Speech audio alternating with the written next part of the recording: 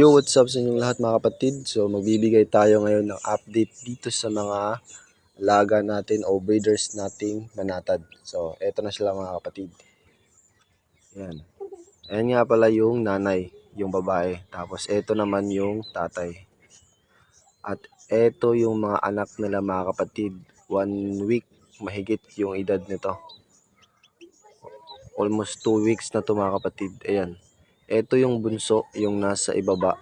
Tapos, eto naman yung kuya or ate na nasa taas.